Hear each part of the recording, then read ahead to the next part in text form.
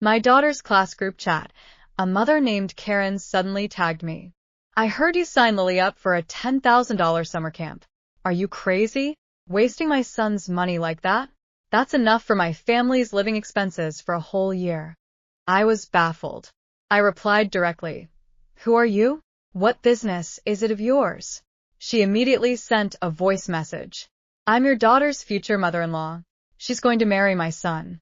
If you spend so recklessly on her now, how will they live in the future? You're ruining my son's life.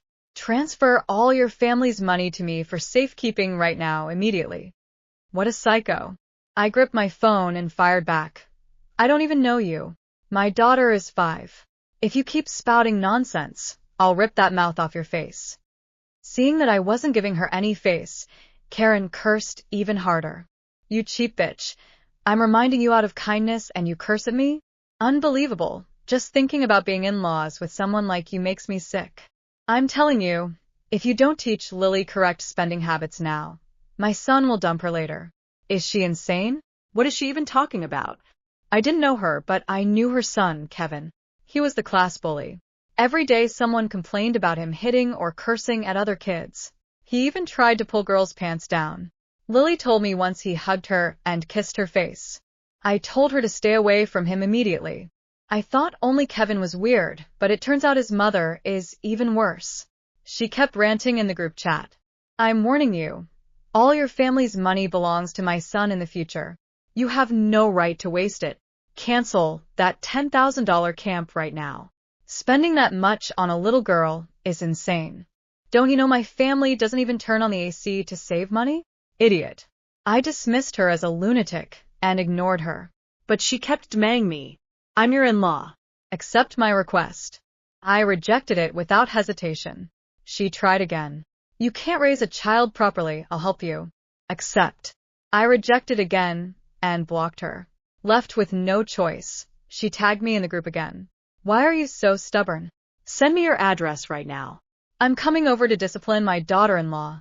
Before I could speak, other parents jumped in. Kevin's mom, what are you doing? The kids are in kindergarten. What's this about in-laws and daughters-in-law? Exactly, it's bizarre. They need you to educate their kid? Manage your own little devil first.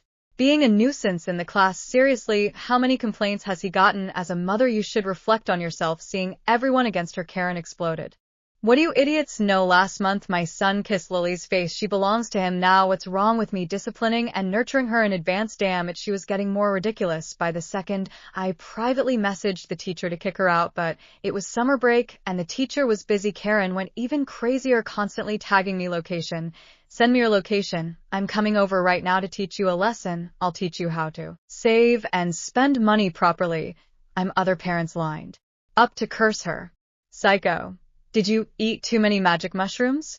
With your attitude, your son is destined to be single forever. She ignored them and kept demanding my address. Send the location now. I'm coming over to teach you correct values. Fine. Since this crazy woman insists on provoking me, I won't let her off easy. I have a huge German Shepherd at home. Why should I be afraid of her? She arrived fast, and she brought her son, Kevin. Through the surveillance camera, I saw the shock in their eyes as they stood at my gate. Karen excitedly told Kevin, Son, you have great taste. You picked a super rich daughter-in-law for me. Look at this huge villa and garden. Must cost millions. Ha ha ha. Good job, son.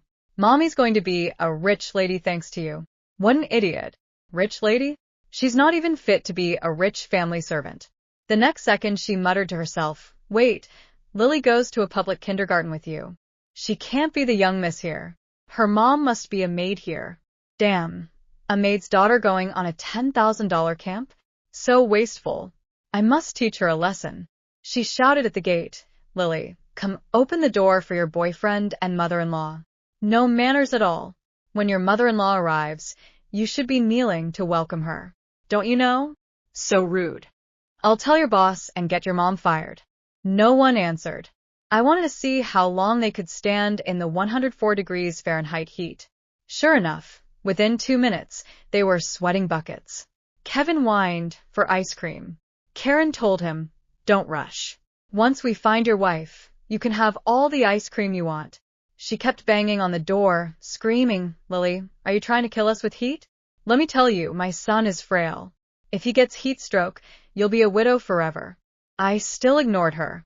I signaled the bodyguard to bring out the German Shepherd. The dog panted, tongue lolling, staring at them like they were snacks. Kevin got scared. Mom, let's go. That dog is scary. Karen was scared too, trembling. But she feigned courage and yelled at the bodyguard. We are Lily's in-laws, your maid's family. Open the gate immediately. I need to go in and educate Lily. The bodyguard, stone-faced, brought the dog closer. Karen stumbled back several steps. Are you deaf? If you don't let me in, call Lily and her maid mother out here. The dog's tongue was almost touching Karen's face. Kevin screamed and ran away. Karen had no choice but to chase after him. Finally, peace. I thought she just had a moment of madness, and it was over. Unexpectedly, half an hour later, she tagged me in the group again. You betch, my son has a high fever from your boss's dog. Bring Lily over to apologize immediately and take my son to the villa to recover. What kind of drugs is she on? Hilarious. I dismissed her as a psycho and put it out of my mind to avoid ruining my mood. But just as I was happily packing with my daughter for the camp, the teacher called, Lily's mom, are you canceling Lily's enrollment? Huh? I was confused. No, we didn't cancel. We're packing right now. She sounded puzzled. Oh, we got a call from Lily's mother-in-law saying to cancel and refund the money. We thought since you paid, the refund should go to you, not the grandmother, so we called to confirm. I laughed in anger. This mother-in-law must be Karen. The teachers didn't know. They thought mother-in-law meant grandmother. She's really something. Not only canceling, but wanting the refund for herself? Is her brain filled with pigmentor? The camp went ahead as planned.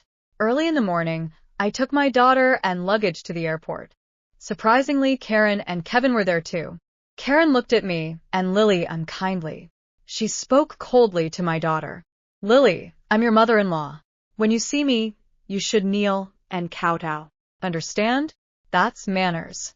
If your mom won't teach you, I will. Otherwise, you're not qualified to marry my son. Absolutely insane. I stepped in front of my daughter and slapped her hard. If you can't speak human, shut your mouth and be mute. Get lost. Slapped by me, she widened her eyes. You dare hit me? Who do you think you are? One slap wasn't enough. I gave her another one. So, what if I hit a psycho like you? This enraged her. She lunged at me, claws out. But before she could reach me, the camp teacher pulled her away. The teacher said patiently, Parent, let's talk nicely. No violence, please. Karen exploded. Talk nicely? No violence? Are you blind? Didn't you see her hit me first? Didn't you see her slap me twice? You biased bitch. You're garbage too. She finished by slapping the teacher. The young teacher had never seen such a shrew. She covered her face, eyes red, tears falling. Karen put her hands on her hips and lectured her. This is our family matter. Who asked you to interfere? You deserved it. Learn a lesson. Mind your own business. The teacher, furious, called the police. Things just got more interesting. The police arrived within 10 minutes. The moment they stepped into the airport terminal, Karen threw herself onto the floor. She pointed at me dramatically. Officer, arrest her. She assaulted me. She and that little brat are trying to steal my son. The entire terminal went silent. One officer blinked. Ma'am, how old is your son? Karen proudly shoved Kevin forward. 6. The officer stared at her for several seconds. Then at me. Then at Lily, who was quietly eating a strawberry yogurt. Finally, he sighed. Ma'am, please stand up. Karen refused. I won't. Justice must be served. The officer looked exhausted already. Meanwhile, the teacher showed the security footage. The video clearly showed Karen insulting everyone, attacking me, then slapping the teacher. The officer's expressions darkened immediately. Ma'am, you need to come with us. Karen froze. What? Me? Yes. You assaulted someone. She pointed at the teacher. She deserved it. The officer pulled out handcuffs. That was when she finally panicked. She screamed. She cried. She rolled across the airport floor like a toddler having a meltdown. Kevin started crying too. Mommy, Mommy. The airport security staff looked like they wanted to quit their jobs. Eventually Karen was dragged away. As she was being taken out, she screamed one final threat. Lily belongs to my son. You can't take her away. We're family. The automatic doors closed behind her. Everyone applauded. Literally. The entire waiting area applauded. Even the airline employees. The teacher received an apology from the airport management, and Karen was officially banned from the summer camp program forever. I thought that would be the end. I was wrong. 3 days later, while Lily was happily attending camp, I got a call from my lawyer. You're going to want to see this. He sent me a link. Karen had started a live stream.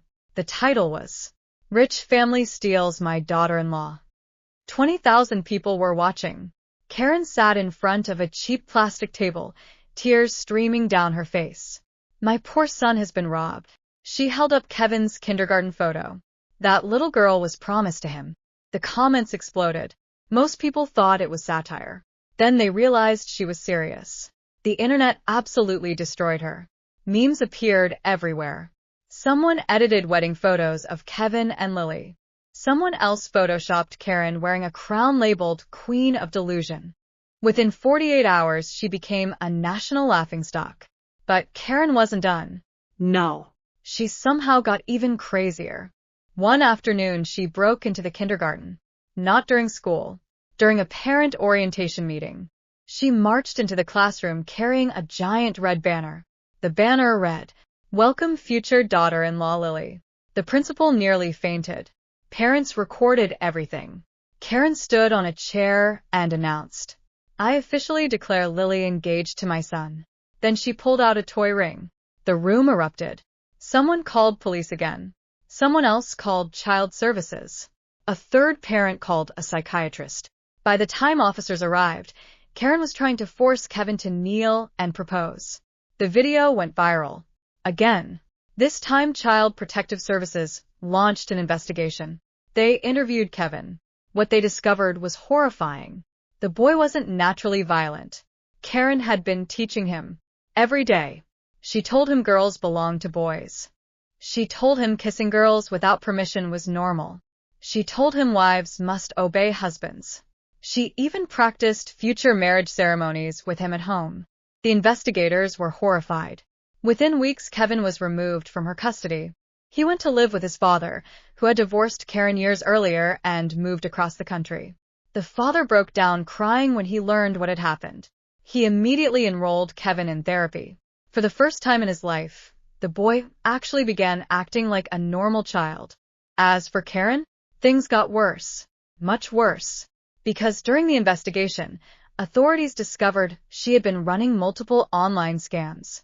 She had convinced dozens of elderly people to invest money into fake businesses. Over $300,000 had vanished. The police arrested her again. This time, she wasn't coming home. At sentencing, the judge reviewed her history. The airport incident, the school incidents, the harassment, the fraud. The judge finally asked, Do you understand why you're here? Karen stood proudly and replied, Because rich people are jealous my son married above his station. The courtroom burst out laughing. Even the judge had to remove his glasses. She received several years in prison. And just before she was led away, she pointed at me one last time. You'll regret separating our families. I smiled. My daughter is 6. The courtroom laughed even harder. Years passed. Lily grew up. She forgot Kevin entirely.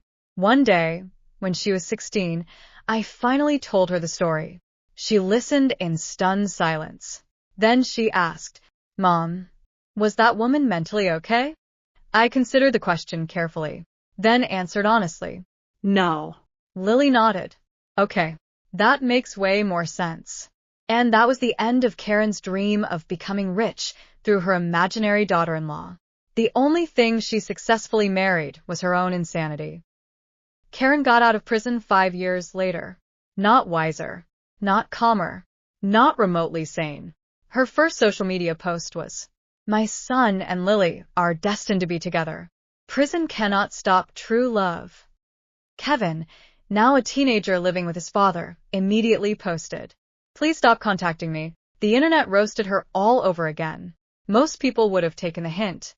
Karen was not most people. One afternoon, she spotted Lily on television. Not because of Kevin.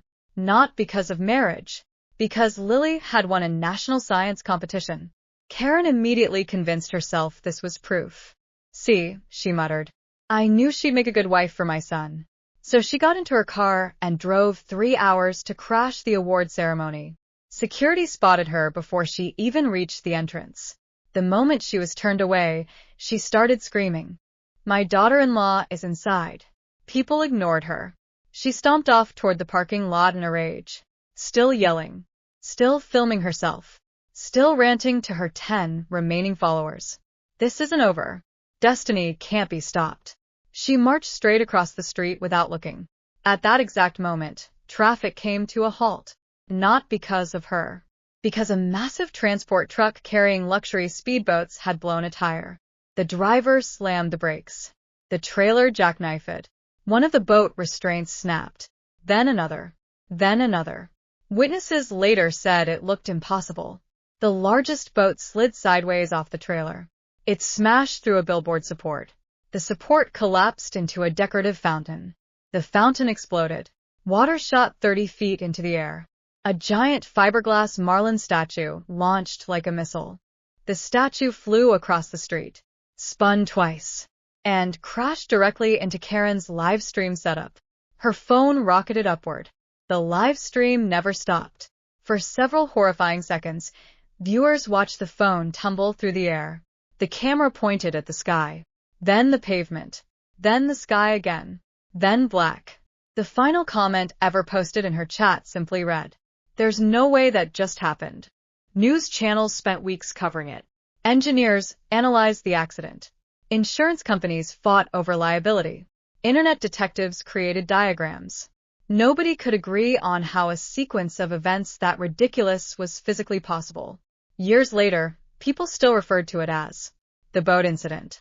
As for Lily, she graduated university, started her own company, and never thought about Karen again. Except once, when a coworker showed her a documentary about bizarre accidents. The screen displayed a familiar face. Lily stared for a moment, then asked, "Wait, is that the woman who thought I was engaged to a kindergartner?" Her coworker nodded. "Yep." Lily watched the reenactment. The truck, the boat, the fountain, the flying marlin statue. The chain reaction so absurd it sounded made up. After a long silence, Lily finally said, "Honestly, what a weird way to stay consistent." And that was the last time anyone mentioned Karen. Because even after years of chaos, lawsuits, arrests, public humiliation, and prison, the most unbelievable thing she ever accomplished was somehow turning her own life into a Final Destination sequel.